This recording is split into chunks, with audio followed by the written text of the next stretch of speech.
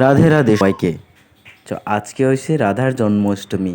তাই আমাদের বাড়িতে দুই হিরো আছে, দুই কৃষ্ণ আছে। তো সেই দুজন কৃষ্ণকে আমরা কৃষ্ণ বানিয়েছি, তোমরা দেখতে পাচ্ছ কি দারুণ মানিয়েছে। সো আর একটা কৃষ্ণ পাচ্ছ এখানে সোফায় বসে কান্নাকাটা করছে, কার জন্য? রাধার জন্য। তো যখন যখন আমাদের এই কৃষ্ণকে ড্রেসগুলো পরাচ্ছিল তখনই কান্নাকাটা করছিল, এখন আরও কান্নাকাটা করছে। দেখছো দুই কৃষ্ণ এক জায়গায়, কি দারুণ লাগছে। মনে হচ্ছে ভগবান শ্রীকৃষ্ণ আমাদের বাড়িতে বিরাজমান হয়েছে। দেখো একদম মানে লাট্টু গোপাল।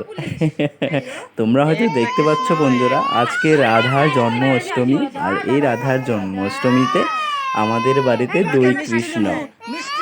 তোমাদের কেমন লাগছে এই দুই কৃষ্ণকে দেখে কমেন্ট সেকশনে বলে দিও, আর রাধে রাধে বলে দিও। বাস তোমরা দেখতে থাকো আমাদের দুই লাট্টু গোপাল কি কান্নাকাটা করছে, হাসছে।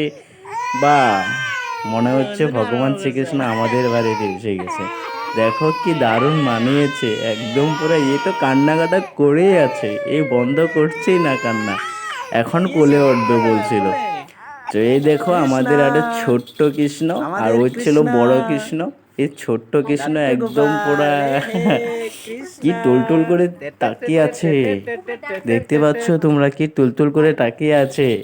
ক্যামেরা যখন সামনে নিয়েছি না, বা কি লুক দিয়েছে, দেখো কি এক্সপ্রেশন দিয়েছে কৃষ্ণ।